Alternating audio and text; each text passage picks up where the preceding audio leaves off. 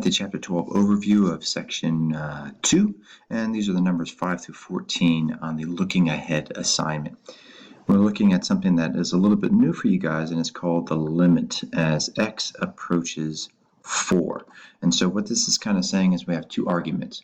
What is happening as we're approaching from the left of 4, so 1, 2, 3, 4, and then what is happening from the right of 4, 5, and then 5.5, 5.25, and as we get closer and closer to 4, what can we conclude? So we can think of it as two separate arguments. Are they approaching the same conclusion? If they are, then that value is the limit. If they are approaching two different values, then there is no limit. As we learned in Mean Girls, the limit does not exist.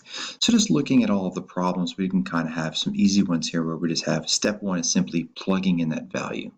And then if we're looking in at number 5, we're told that the limit of g of x, some function, we have no idea what it is. As we approach 4, that answer is 6. So all we simply do, if you look here, we simply replace g of x with 6. So now this problem really becomes, what is 2 to the 6th power? And that is 32. And some of the problems are just that easy. And so looking ahead, I think I'm just going to pop through and we're going to look at when does this fail, when does it work.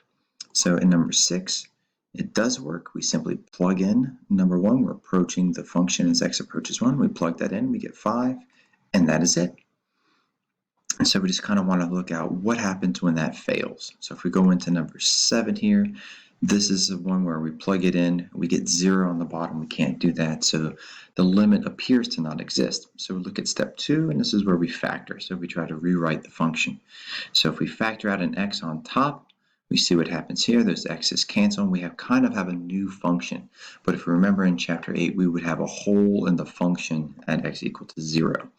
And so here, we're still approaching 0. We plug in 0, we get 9, and we are indeed done. Looking ahead to 8, more factoring that can happen. So in problem number 8, we can see we have x squared minus 25, which can be factored into x plus 5 times x minus 5. We can see the x minus 5's cancel. And now we kind of have a new function to look at here, and we just simply plug in 5 again, and we get 10. In number 9, same thing here. We factor. We can factor out on top the x minus 5 times x plus 3. The x minus 5 is canceled. Now we have x plus 3. We simply plug in the 5 there, and we get 8. Looking at 10, it may appear that it's a little more difficult, but it's not. All we're doing with this is simply plugging it in. So this one, it works just to plug it in. We get 64 to the 1/2 power, which is the same thing as the square root of 64, which is 8. Same thing here. Now we're looking at logarithms here. Just simply plugging it in, and we can do that. The square root of 9 is 3. The log base 2 of 4. Another way to write this is 2 to what power is 4? 2 squared is 4, so that's where we get x equal to 2. And then looking in at number 12, once again, we can simply plug it in. We plug in 4 for both of the x's, so the square root of 4 is 2. And then we have 4 plus 4, which is 8. 2 times 8 is 16. Pretty rough stuff here, people. And then here we have 13. Once again, we can just plug it in. So it looks really difficult, but we just plug in 7. We get 7 plus 9, which is 16. The square root of 16 is 4. And then on the bottom, we have log base 2 of 9 times 7 plus 1. So 9 times 7 is 63, plus 1 is 64. And once again, here in blue, 2 to what power is 64? We can rewrite 64 as 2 to the 6th power. So we see x is equal to 6. We get 4 over 6, which can reduce to 2/3.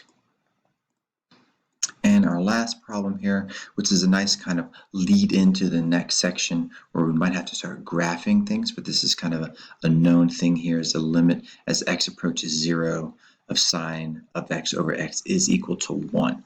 So here we don't really have a way to factor. We just separate it here. The x's cancel here with the 8.